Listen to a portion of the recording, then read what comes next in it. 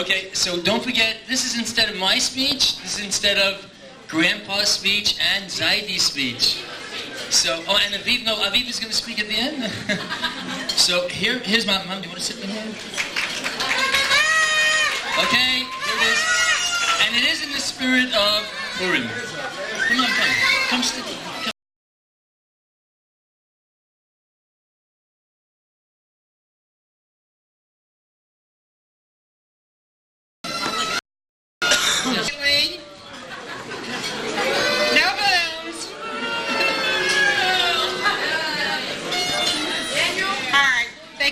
Funny grandma. I don't know whether it's visually or verbally, but I came through snow and sleet and hail to make my darling grandson Dovid's bar mitzvah. And he's actually propelled me 7 hours ahead of all of my New York, Baltimore, and Cedarhurst grandchildren, so I'm living 7 hours into the future. I'm way ahead of them. I'm funny grandma for the Flatbush 4, for the Baltimore bunch, for the Cedarhurst crew, and especially for the Efrat 8. When I left Brooklyn, the snow was so high, they told me people under 5 feet tall were not allowed out. I went out and wore a hat, and you saw my hat skimming along on top of the snow. My neighbor next door was shoveling his walk. My car was in the way. He shoveled all of his snow onto my car. You should know that in Brooklyn on 50th Street, there are lots of Hasidic kids that are sleighing down my car, on top of my car, on skis, on sleds, and I hope I find the car when I get back. I couldn't shop very much. I usually packed 2 valises. So I could only buy very, very few matanas when I came here. And I took my matched luggage, 2 shopping bags from G & Son. I packed them with goodies, and I came to Israel. It's a 10-hour trip on El Al. You know El Al. It's the airline for the minions. They serve you 2 meals, 1 at 2 a.m., and if they don't get you again, then they serve you while you're waiting for the carousel to go around while you're waiting for your luggage. So we were on the plane, and I know it's a 10-hour trip, and I started to think about my grandchildren in Israel. And I thought of, and it came to me in the form of kaleidoscoped vignettes. And the first one was, I bring some of my grandchildren to America, sometimes I come here, and Dovid came a couple of years ago, and I drove him down to the Bay Area, to the tennis courts, and we were going to go jogging. And the car stalled. It stalled so badly that an abandoned car passed us. And he said, you know, Grandma, this is no good. I says, look, we hardly ever use the car. We don't need a new car. And Dovid said, you need a new car. I said, look outside and see if the blinkers are working. And he looks outside and he says, they are, they aren't, they are, they aren't, they are. Well, I knew the blinkers were working. Then I said, maybe the car needs an oil change. So I drive into a gas station, and they said, change the car and keep the oil. At that point, Dovid was very upset. We drove home, and he called my husband, his grandpa, in the office, and he said, Grandpa, don't go home tonight. Meet us at the Oldsmobile dealer. Noah came to the Oldsmobile dealer, and I walk in. Dovid walks up to the sophisticated salesman, and he says, these 2 people need a car. I was standing there. Dovid walks over and kicks a few tires, smells a little upholstery, looks at the finish, picks out a Oldsmobile Sierra. Unfortunately, the car was delivered the day after Dovid went home. He never got to see the car except in the showroom. But that's the kind of chutzpah this kid has. Let me tell you a story about Atara. Atara Leah is my favorite granddaughter in Israel. She's really a terrific girl. She came to America one time and I said, come on Atara, I'm going to give you the cultural tour.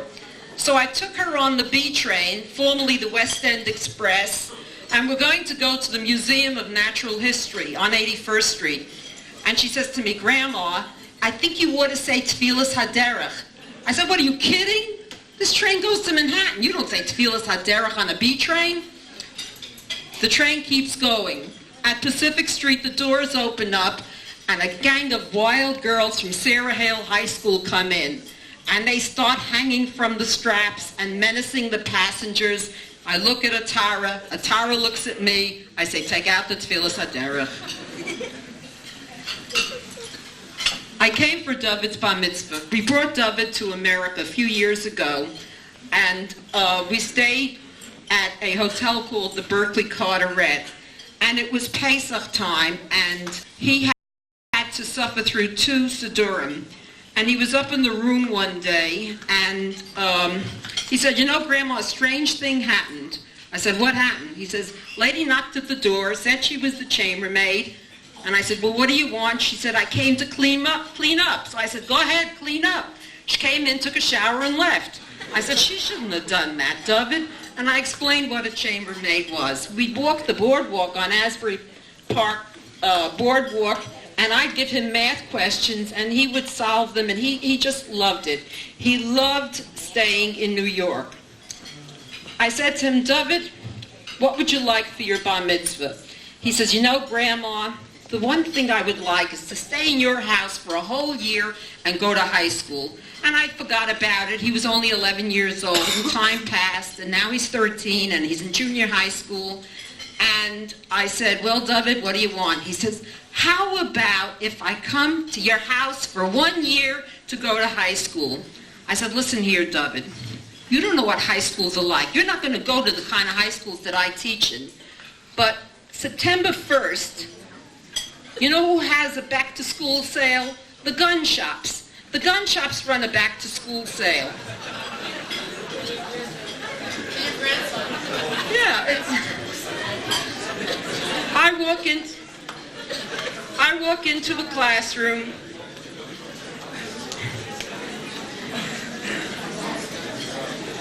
And I start reading the register, the roll. And I look at some of the names, and the names are not Osnat, Shalhevet, Ariel, Moshe, Tzvi.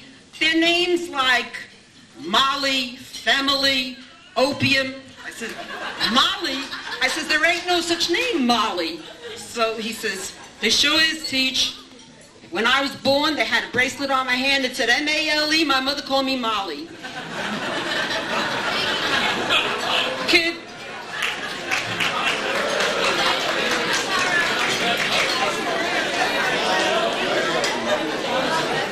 Kid next to him, same problem. I said, what's your name? She says, Family. I says, your name is not Family, your name is Emily. She says, same thing happened to me. Kings County Hospital, they put a bracelet on my hand, F-E-M-A-L-E, Brown. So I said, okay. But this kid called Opium, I couldn't take that kid. So I said, you tell your mother to come up, PTA night. I want to speak to her. Very nice-looking mulatto kid, very, very well-dressed, and the mother comes up to see me, PTA night. Very nice African-American woman, a little bit like Oprah Winfrey. I don't know if you know her. And I say, you know, I have Opium in my class. I says, can't be. I said, you know, you shouldn't call a boy Opium. You know, Opium is a dope. She said, that's my son.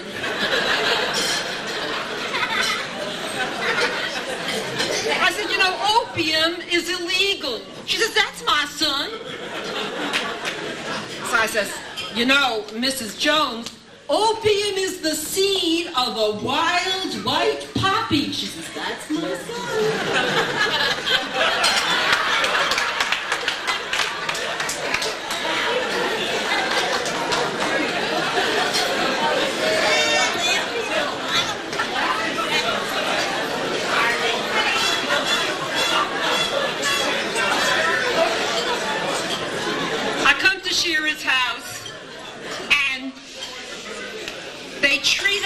royally. It's the first time in an entire year. Well, we come Sukkot also. Dovid has a small room, but when he cleans up for us, you're able to put twin beds in, 2 dressers, a closet, and a desk. He takes all of his stuff out. The minute I come in, he says, Grandma, I want to make you comfortable. I want to make you happy because you make us happy. And I come in and I see a young lady, Leora Bajel, and Heather Moreski, and Shane DeSone, and they're making open-faced sandwiches, and they treat us beautifully. There's only one problem with my daughter-in-law's food. After you eat a meal in her house, 2 days later, you're hungry again.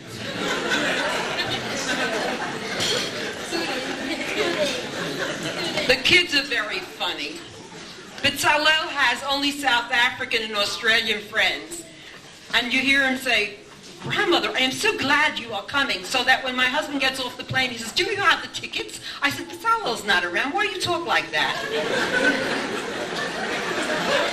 Bezalel takes us on an archaeological dig. And he takes us to an ancient mikveh, and he says, Grandma, look at the 2 flights of steps. Can you figure out why there are 2 flights of steps? I said, no, you tell me. And he says, Will, when you're tomei, you go down on one side. And when you immerse yourself, after you've immersed yourself, you come up on the other side, you are tahara. I said, that's good news. And on that trip, Dovid came along with us, and he climbed the trees, and he brought down a lot of beautiful ripe figs. It's a pleasure to be with the family. A very strange thing happened to me on last Sukkot. I came out of the Makolet down in Efrat, and I talked to them like they're adults, and I talked to my classes like they're adults, and they talk to me like I'm a child. And I say to Shmuel, I say, you know, I really would appreciate if I had a book to read. He says, that's no problem, Grandma. We can go to the library, and there's a library opposite the Makolet. And he takes me, I says, Shmuel, I know he's 5 years old. I say, Shmuel, I can't walk into this library. I don't have a card. You need a card to take a book out of a library. He says, no, you don't need a card. So he goes into the library, and in his fast Hebrew, and I'm standing there like a dummy, he says something about Sabta, America, then he says, books. So I said, I'm his grandmother. I'd like to have a book. I realize I don't have a card. So he says, don't worry. He says, Mishpachat Daniel. So she says to me, Mishpachat Daniel? I said, yes. So she says, oh, of course, take a book. I took 2 books. This 5-year-old kid was helping me get library books in Efrat. They're very, very mature at this age. They're very wonderful. And Dovid, I'm glad I came to your bar mitzvah. You're one of the most charming, handsome, lovely young men. It's my pleasure to know I've taught lots of 13-year-olds, and you're one of the top. You're one hell of a boy. You were a Lubavitch kid, and you're a kid that wants a Lamborghini. And you're a kid that lights up everybody's life. You know electricity. You've got the right connections. You make everyone happy. You make everyone smile. Mazel tov.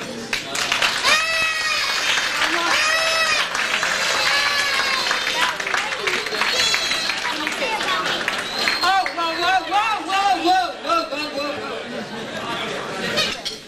My husband fell ill, and he couldn't celebrate Simchat Torah. Anyhow, he was Yehuda Eitan. Thank you. And where is Bracha? Well, Bracha is learning. Bracha goes to Gan every day with her grandpa, and she's learning to sing an English song called Halot Telafon, Halot Telafon, Midaber Shalom. Right. She's adorable too. And baby Moshe, we want to watch him grow. In fact, I told my son that I'm going to commit a crime. I hope they give me 20 years to life so that I can watch my little kids grow up. Let's hear you sing Hello Telephone.